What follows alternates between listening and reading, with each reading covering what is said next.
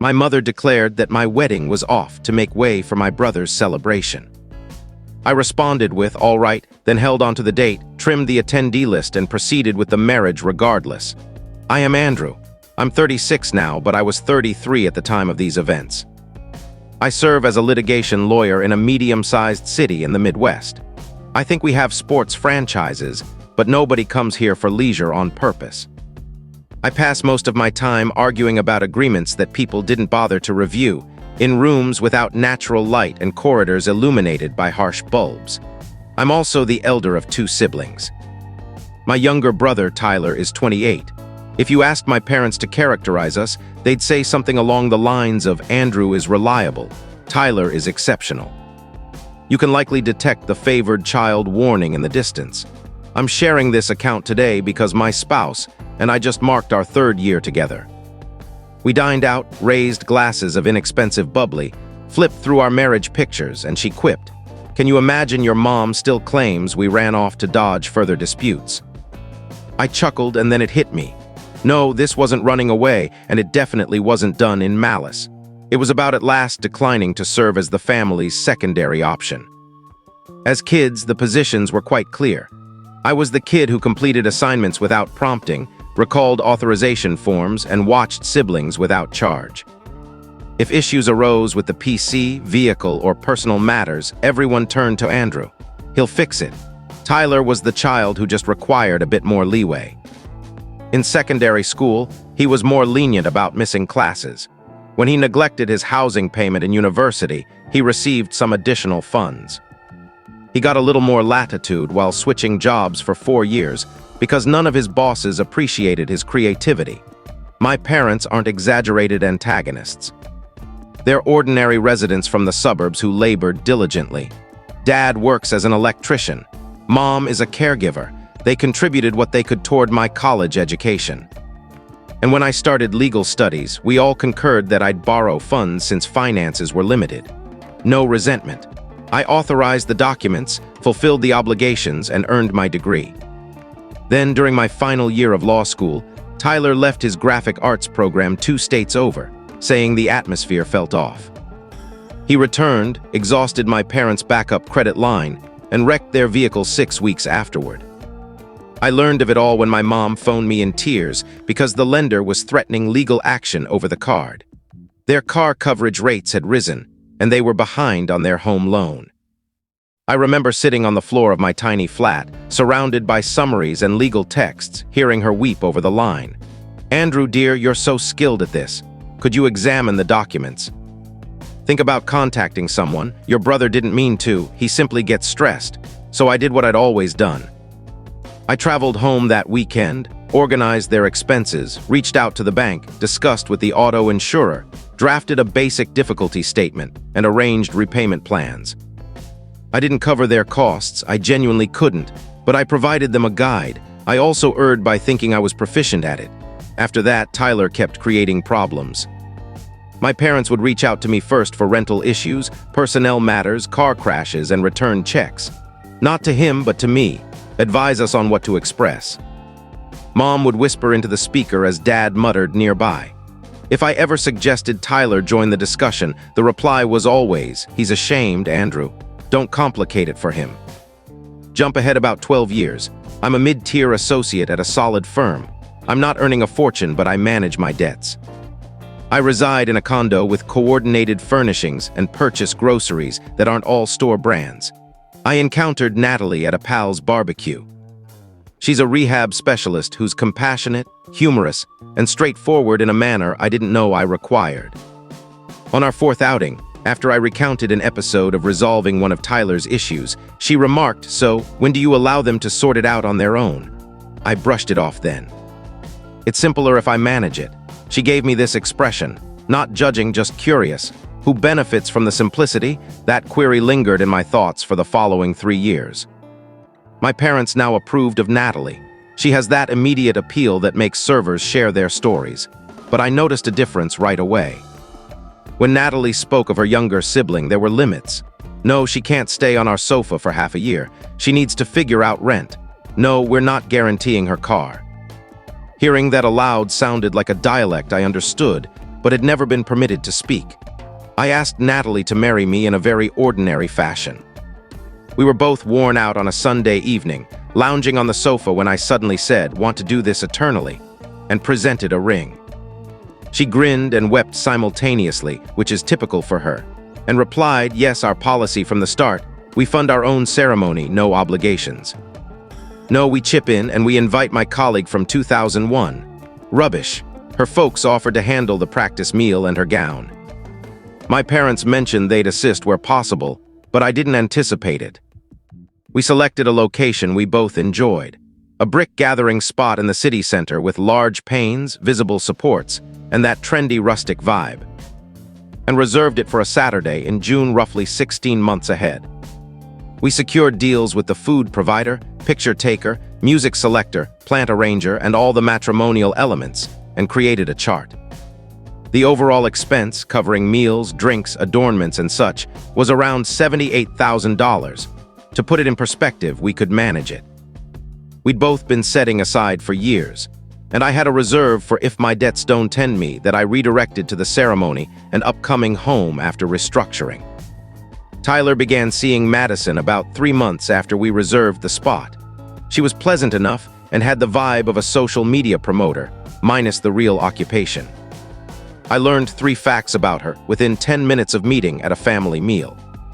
Tyler and Madison became betrothed about 14 months prior to our ceremony.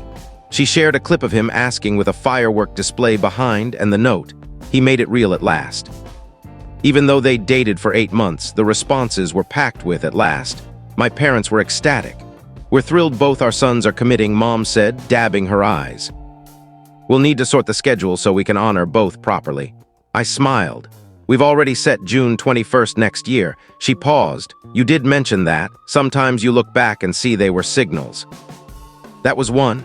In the ensuing months, any matrimonial topic became a Tyler and Madison spectacle. My mom would call to inquire about our arrangements, and in 5 minutes, shift to Madison's idea boards. They're considering a faraway ceremony or something truly distinctive. They don't want it to seem minor. Natalie, preparing food beside me, lifted a brow. I switched to speaker. "Minor relative to what?" Natalie inquired flatly. Mom retreated. "Oh no. Not your ceremony, just overall." Then arrived the initial plea. Mom phoned me one afternoon amid hearings. "So dear, your sibling was pondering. Perhaps you could shift your timing a bit to allow some space. We've already committed everything." I replied, "The agreements are in place. We'd lose our payments. Maybe the location would get it." "You're an attorney. You know how to negotiate with folks." I squeezed my nose bridge. "Mom, agreements aren't about empathy. They're about schedules, funds, and approvals." "We settled on June 21st, she sighed. "You're so inflexible at times, Andrew. Can't you inquire at least?" "No," I stated, and it felt like a small uprising. "No, I won't request sites and suppliers to alter a date we picked over a year ago because Tyler recently committed." She went silent. "Your brother thinks you're not pleased for him." "I am pleased for him," I said. "His joy doesn't demand I reverse 16 months of preparation." We concluded the call courteously. "Love you, Mom. Love you too, dear." But I ended with that usual tension in my gut. Over the next months, a routine developed. Every talk about our ceremony became a bargain around Tyler's. Might you avoid a served meal? They don't want theirs to appear less costly. They're handling your ceremony like a stand-in. She commented one evening as we verified our finances thrice, like an item they can shift on a planner. "Would you object if we used the same palette?" Madison adores soft blue, and it was as if our ceremony was a data entry they needed to adjust for their equations to work. "It's okay," I said reflexively. "They're just thrilled." She placed her hand on mine. "I adore you, but please hear yourself. You always claim it's okay when it's absolutely not. It accumulates gradually like a boiler. A remark here, a blame there." My mom's subtle suggestions that as the senior, I should adapt and lead by example. Evidently, being the elder sibling meant my grown life stayed endlessly adjustable around my junior brother's caprices. The breaking point arrived on a Tuesday afternoon, 10 weeks before our ceremony. I was in my workspace composing a request when my device vibrated with a kin group alert. Usually I mute that during business time, but the preview read, "News on the unions from my mom with 2 love symbols." I accessed it. "Kin," she typed. We're delighted to share that Tyler and Madison have picked their betrothal gathering date. We've decided to organize it on June 21, so all can unite and no one travels doubly. We'll regard that as the primary kin occasion, and then we'll duly honor Andrew and Natalie afterward when it's calmer. I gazed at the display, and then another note arrived, this time straight to me. Your union date is off, and your siblings' betrothal fest is set for that day. It doesn't make sense to divide the kin. We'll aid in locating a superior slot. Off, like a medical visit. I remained in my rotating seat, the drone of the structures cooling abruptly very noisy, and pondered if I'd misinterpreted. I reviewed the group log through months of notes where I'd noted our date, posted images of the site, the notices, the try-ons. It was all present. I messaged Mom back. Explain off. You mean you and Dad won't attend on June 21? Some indicators showed, vanished, returned. Andrew, dear, we can't request folks to pick between you two. It's self-centered. Tyler and Madison's affair will probably be grander, and it's simpler organizationally to focus all on that. You and Natalie are more understated. You'll comprehend. We'll arrange something private for you later, perhaps in autumn when matters are quieter. There it was once more, I'd comprehend. The trustworthy one, the versatile one, the one who'd reorganize his existence so her preferred son didn't need to. Something aligned like a bolt securing, and I recalled each instance I'd tidied their monetary disorder while they protected Tyler from talking to any lender. Natalie, who'd invested hours sampling desserts, donning outfits, and managing attendee rosters assuming my kin cared at least somewhat, surfaced in my mind every time I heard, "You're so grown up." As if it was a runner-up award instead of real backing.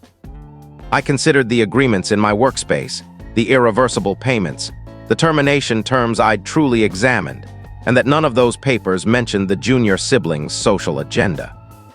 I composed one line back. "That's acceptable," Mom replied swiftly, "knew you'd get it. You're such a fine elder sibling. We'll discuss fresh dates shortly." I set my device screen down, reclined in my seat, and stared upward. Oddly, I wasn't furious in the volatile manner you'd anticipate. It was more like someone had extracted a very ancient thorn from my flesh, and the ache felt pure. That evening I informed Natalie of it all. I gave her my device and let her peruse the exchange quietly. She completed, set the device down softly, and gazed at me. "All right," she stated. "We have choices. Option 1, I answered, partly in jest. We scrap the ceremony, flee to Vegas, and mail them a card. Appealing, she noted. Option 2, we shift it and contort to preserve harmony, and you resent them eternally. No thanks." She hesitated, her gaze sharpening a bit like at the fitness center when she's about to increase resistance beyond the instructor's advice. Option 3 is we cease behaving as if they control the day merely because they share your blood. I blinked. "What does that entail in practice? You're the legal expert," she said. "What do the agreements state?" So we accessed the directory on my computer. Site, complete sum owed 45 days prior, no timing shifts without 40% fine. Food provider, compensated in parts, irreversible. Picture taker, deposit, irreversible. Music selector, plant arranger, hires, identical tale. Extended version, I said. If we scrap or alter the date, we lose substantial funds. And brief version, she queried. I shut the computer. Brief version, the ceremony is on June 21st. She grinned gradually. Excellent. Now we simply determine who's welcome to the ceremony we're already financing. We didn't devise some elaborate payback scheme, no theatrical addresses, no demands. That's not us. Rather, we did what my kin truly didn't foresee. We handled our ceremony as our own, and over the following week, we discreetly shrank our attendee roster from about 135 to 90. Mainly Natalie's kin, our intimate pals, and a few of my kinfolk who'd steadily viewed me as a person rather than a crisis line. We'd already dispatched reminders but no official welcomes, and my mom had pushed for as many inclusions as feasible. We conferred with the site, and as steadily as I present a case, I clarified there might be some kin tension. If anyone arrives claiming the occasion is off, they're wrong. The sole individuals empowered to decide are Natalie and me. The organizer, a lady in her 50s who'd evidently witnessed some drama, nodded deliberately. Natalie and I are maintaining the June 21st reservation, just to inform you. We've dealt with similar before, so we'll have guards at the entrance with the roster, and no one enters the ritual area unless you've sanctioned them. I dispatched my parents one additional message for formal clarity. We realize you'll be holding Tyler's betrothal fest that day. We'll regret your absence, but we're not modifying our intentions. She rang within 30 seconds. Andrew, what do you imply you're retaining it? We just informed everyone it's not occurring. Then inform them it is, I said, my tone firm even to my astonishment. That's unjust, she said. Kin first. We can't fragment everyone that way. It's egoistic. I inhaled. Mom, you didn't consult us before declaring your plans. You informed me my ceremony was off without verifying the agreements or knowing the expense. You chose, I'm choosing. The day is fixed. We're uniting. She began weeping, then shifted to ire midway. You're doing this to penalize us, to penalize Tyler. You know he's always had difficulties and you've always coped superior. Can't you be kind just this time? Mom, I said gently, I've been just this time for 12 years. Quiet. I'm not requesting you to scrap anything. I continued. If you wish to make the betrothal fest the key kin occasion, proceed. Folks can join one or both if they desire to shuttle. But we're not readjusting our ceremony around my sibling's betrothal fest. I said, we'd adore your presence, but we're advancing anyway. We finished the call with that harsh, formal courtesy that cuts deeper than shouting.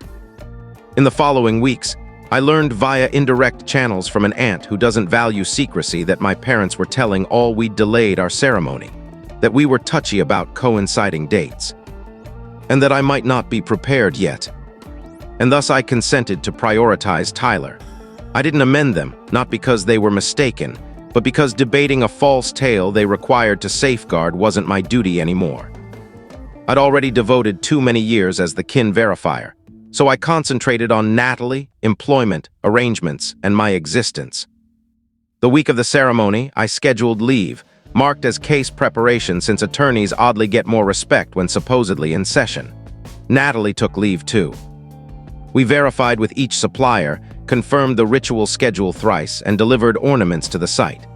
3 days prior, Mom messaged, remember Tyler's betrothal fest begins at 3:30 Saturday. We'll do photos earlier, all are so eager. I looked at it displayed to Natalie and we both just sighed. Our ritual was at 2:30 p.m. The dawn of our ceremony, I awoke before the buzzer. The lodging space was shadowy, the town still hushed. For an instant, that familiar worry churned. Am I committing something awful? Am I fracturing my kin? Then Natalie turned, locks disheveled, eyes partly open, and grumbled, you're pondering too noisily. I laughed uneasily, but also oddly serenely. We're not erring, Andrew, I know, I said. I just wish it didn't need to be this divided. She grasped my hand. Your parents created the divide when they declared your ceremony off. We're just declining to vanish. I won't tire you with each aspect, but here are key moments. My closest pal fastening my neckwear and remarking, man, you appear like you rest occasionally. Natalie advancing down the path in an outfit that brought tears to half the assembly. The effective beaming as we fumbled a vow line and chuckled jointly. The manner the glow filtered through the large storage panes as we declared I do. My section of the space appeared altered from what I'd envisioned, fewer kin, more coworkers and companions. My Aunt Susan who'd quietly messaged, I'll attend wherever you indicate, dear. My relative who journeyed from another region without notifying my parents from Natalie's side. We captured images, dined, and swayed. Natalie gazed up at me and murmured, you good? I knew I was, truly. Around 5:45 p.m., as folks remained on the floor, my device vibrated near the dessert. I glanced. 9 unanswered rings from Mom and Dad, several from Tyler, and a storm of message previews. I didn't answer. We'd set a vehicle to transport us directly from the gathering to the airfield. Our departure was at 9:15 p.m. that night, and as we departed, folks hurled eco-friendly shreds, thanks to Natalie's green-focused sibling. We settled in the rear, both slightly buzzed, fatigued, and elated. Prepared for our very unique, very uncomplicated journey? Natalie inquired, smiling. Prepared, I said.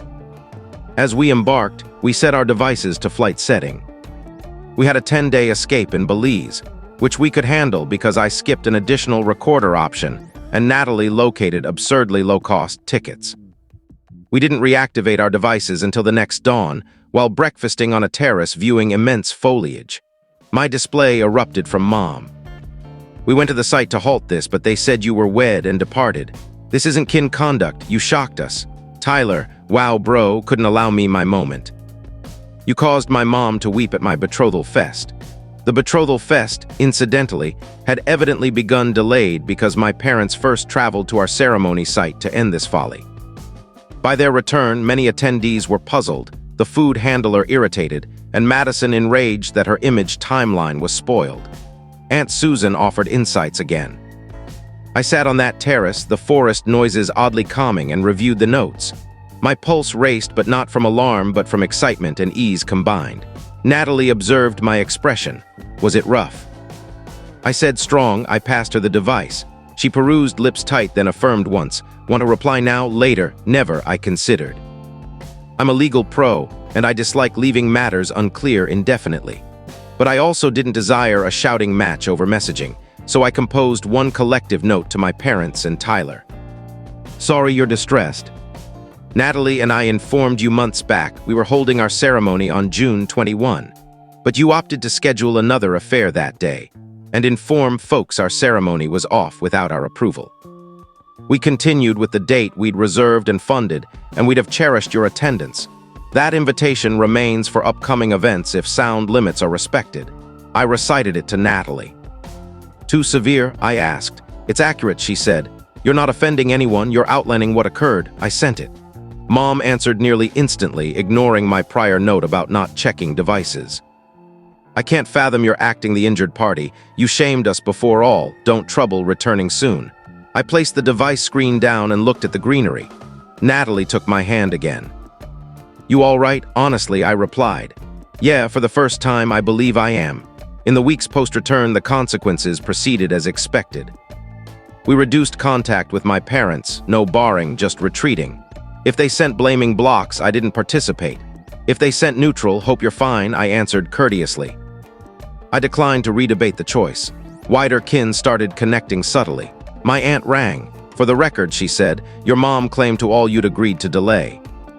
When Susan and I saw your welcomes unchanged, we figured it out.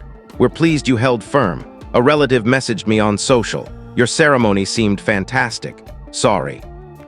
I bought the delay tale. If I'd known, I'd have attended. Even some of my parents' pals I'd known since youth sent notes just to us with lines like, 'We learned of some confusion. We're happy. You and Natalie did what's optimal for you.' Meanwhile, Tyler and Madison faced their own drama. Evidently at the betrothal fest, several inquired why my ceremony was off, and someone revealed. No, it wasn't. My parents simply chose not to attend. Madison was livid that her unique day was eclipsed by queries about us, and Tyler was mad at me for triggering it, even though I was in another nation. I didn't reply to his irate messages beyond one, and I didn't request my parents to transport to my site.